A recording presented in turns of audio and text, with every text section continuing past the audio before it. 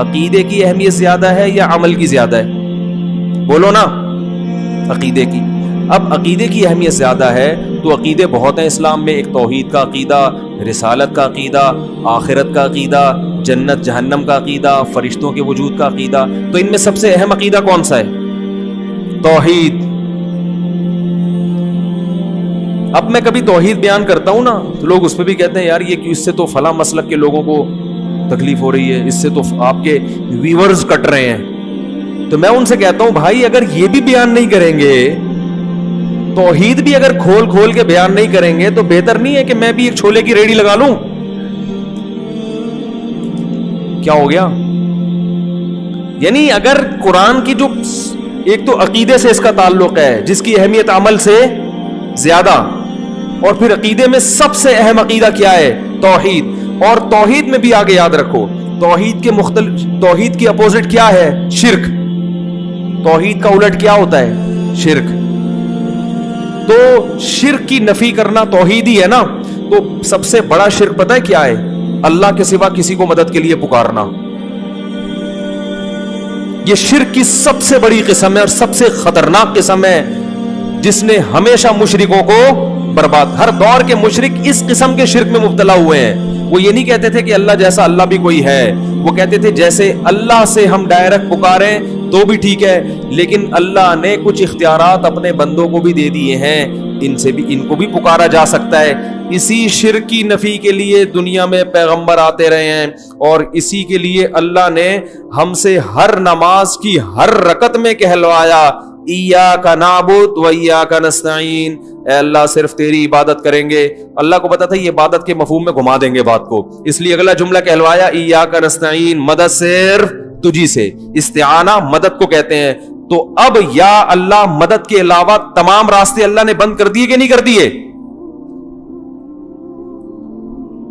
تو یہ والی شرک کی بھی اگر ہم قسم بیان نہیں کریں گے، مصلحت کا شکار ہوں گے کہ ویور ٹوٹ رہے ہیں، لوگ خراب ہو رہے ہیں، تو بھائی پھر تو قیامت میں پکڑے جائیں گے. اللہ کہے گا میری وحدانیت بھی اگر تم سے ممبر پہ بیٹھ کے بیان نہیں ہو رہی تھی تو بہتر تھا کہ تم بھی یو پی پہ انڈا موڑ پہ ایک چھولے کی ٹھیلی لگا کے بیٹھ جاتے. تو یہ بڑا خطرناک شرک ہے. ہاں اس پر جو اشکالات ہوتے ہیں کہ پولیس کو بھی تو مدد کے لیے پکارا جاتا ہے، وہ تمام اشکالات کے میں ایک بیان میں جوابات دے چکا ہوں، اس کو سن لیا جائے دوبارہ. تو اس لیے میں کہتا ہوں بھائی اپنے حال پہ ترس کھاؤ، صرف یا اللہ مدد، صرف یا. ہم یہ نہیں کہہ رہے کہ جس نے یا رسول اللہ مدد کہا وہ کافر ہو گیا، نہ نہ. کفر کا فتویٰ لگانے میں بہت احتیاط ہے، کیونکہ ہم اس سے پوچھیں گے تمہارا مطلب کیا ہے اس کا. تو مطلب میں جا کے گہرائی میں کہیں سے بھی کوئی تعویل کھینچ تان کے نکالی جا سکتی ہو کہ ہو سکتا ہے اس کا یہ مفہوم ہو، تو اس کو مومن ہی کہا جائے گا جب تک 100% وہ واضح طور پر نہ کہہ دے. لیکن یہ جملہ بہت ڈینجرس ہے. کفر کا فتویٰ دنیا میں لگانے میں تو احتیاط ہے، مگر آخرت میں اللہ بھی احتیاط سے کام لے گا. فتویٰ لگانے میں ایسا نہیں ہے. وہ تو ہمارے لیے اللہ نے کہا ہے کہ تم دل کے حال نہیں جانتے، اللہ تو دلوں کا حال جانتا ہے. اللہ کو پتا ہے کون کس نیت سے کہہ رہا ہے. تو اس لیے میرے بھائی اپنے حال پہ ترس کھاؤ، اپنے مذہبی رہنماؤں کے کہنے پر توحید کا راستہ نہ چھوڑو. عیسائی بھی اپنے آپ کو توحید پرست کہتے ہیں کہ ہم ایک اللہ کو مانتے ہیں، مگر اللہ کو ان کی توحید قبول نہیں ہے. تو اگر آپ بھی یا اللہ مدد، یا رسول اللہ مدد، یا علی مدد، یا غوث آدم مدد، سارے اللہ کے علاوہ پتہ نہیں درجنوں لوگ ہیں، اور یا رسول اللہ انظر حالنا، اے نبی ہمارے حالت پر رحم کریں، اے نبی ہماری طرف دیکھ، یہیں سے بیٹھے بیٹھے پکار رہے ہیں نبی کو. اور یہ عقیدہ ہے کہ نبی صلی اللہ علیہ وسلم بنفس نفیس ہماری مدد کریں گے، یہیں سے بیٹھے ہوئے ہمارا کلام سن رہے ہیں، اور خود قبر میں سے ہوتے ہوئے ہماری مدد وہیں سے کر لیں گے کیونکہ اللہ نے آپ کو اختیارات دے دیے. بھائی یہ شرک ہے. اللہ نے کسی کو کسی کی مدد کا اختیار نہیں دیا. ہاں وہ اختیارات جو اسباب کے دائرے میں آتے ہیں، اسباب جس کی کوئی سائنٹیفک لاجک ہو، جیسے پولیس کو مدد کے لیے پکارے تو موبائل آئے گی اس طرح سے، وہ لاجک ہے نا اس کی. ان لاجک جو مدد ہوتی ہے کہ جس میں کوئی ذرائع یا اسباب نہ ہو، یہ مدد صرف کون کر سکتا ہے؟ اللہ. اس کا اللہ نے کسی کو اختیار نہیں دیا. تو ہم نبی صلی اللہ علیہ وسلم کے بارے میں عقیدہ رکھتے ہیں تمام پیغمبروں کے سردار، بلکہ بعد از خدا بزرگ توئی قصہ مختصر، اللہ کے بعد نبی ہی کا مقام ہے. قصہ مختصر. شاعر نے کیسی پیاری بات, شاعر نے کہا تم نبی کی شان بیان کرتے ہو, کہہ رہے میں مختصر بات کر کے گل ویلے دی تے پھل موسم دا قصہ ہی ختم کر دیتا ہوں. بعد از خدا بزرگ توئی, اللہ کے بعد کون ہے؟ پیغمبر.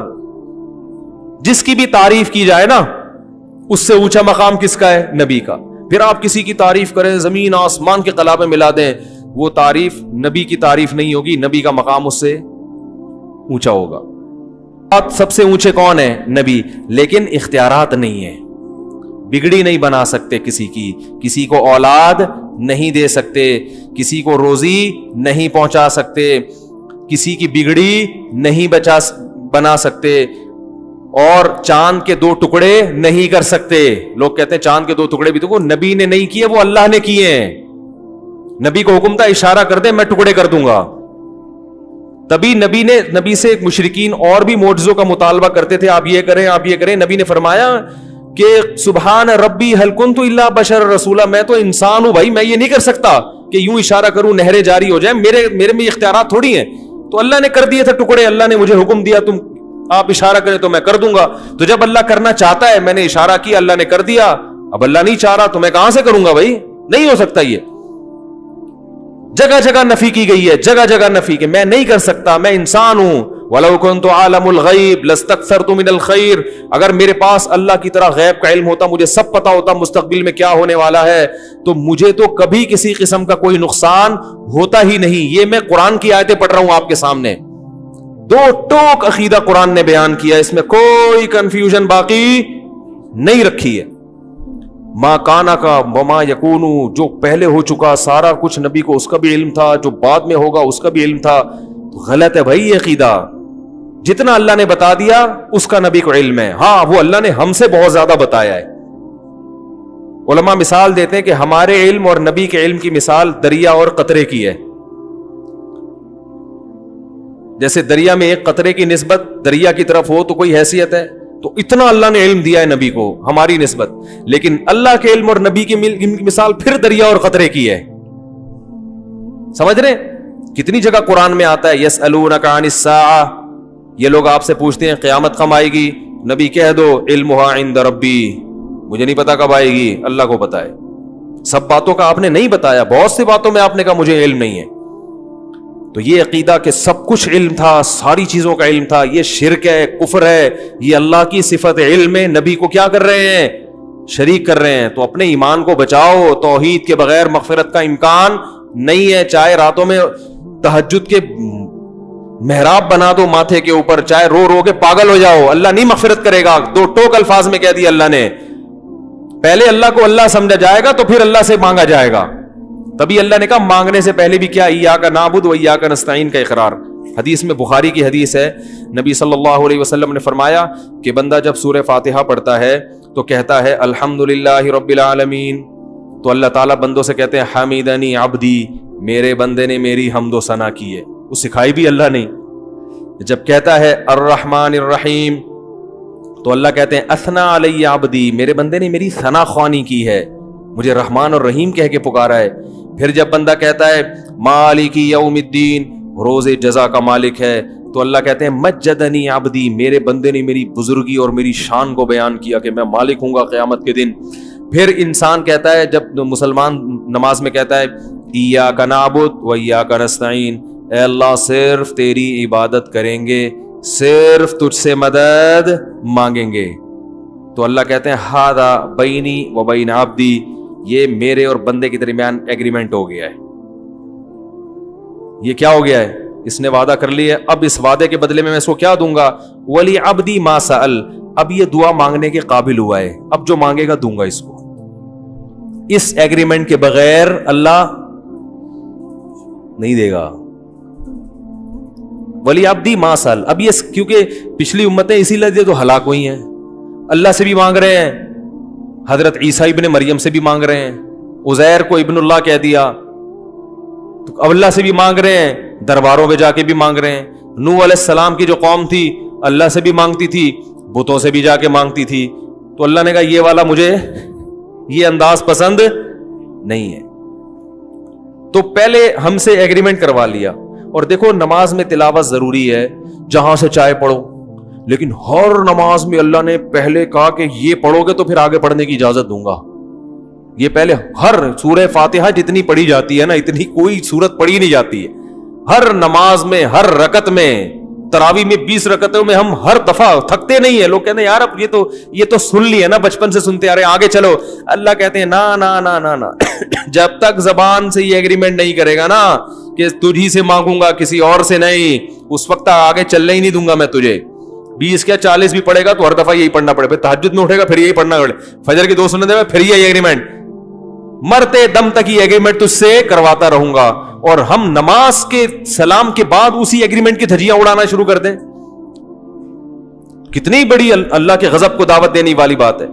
تو حدیث میں آتا ہے, بخاری کی حدیث, نبی نے فرمایا کہ انسان جب کہتا ہے اللہ تیری عبادت تجھ سے مدد, تو نبی نے فرمایا اللہ فرشتوں سے کہتے ہیں ولی عبدی ما سال, اب مانگ. پھر اللہ کو پتا تھا کہ الٹی سیدھی چیزیں نہ مانگنا شروع کر دے نا, اتنا اہم موقع ہے, اللہ کی رحمت جوش میں ہمیں اختیار دے دیا جاتا تو ہم کہتے ہیں اللہ تھوڑی تنخواہ بڑھوا دے میری, اے اللہ ذرا ٹرائی کیا ہوا ہے, مان نہیں رہے ابا اس کے, منوا لے, اے اللہ یہ کر دے وہ کر دے, بحریہ ٹاؤن میں 3 پلاٹ دلا دے. یہ دنیا کے کھلونے مٹی کے, ان پہ ہم عاشق ہو جاتے. تو اس لیے اللہ نے کہا کہ اتنا بڑا ایگریمنٹ کیا, میرا دل اتنا خوش کیا, تو اب بڑی چیز مانگو. کیا اہدنا الصراط المستقیم, سیدھے راستے پہ چلا دے. سیدھے راستے پہ چل گئے تو بحریہ ٹاؤن میں پلاٹ نہ ملے تو بھی جنت, مل جائے تو بھی جنت, ہو جائے وہاں تو بھی جنت, نہیں ہو ہے بھائی کنوارے ہی مر جاؤ تو بھی کیا ہے, بیماری میں چلے گئے تو بھی جنت, صحت کے ساتھ, کیونکہ جانا تو ہے.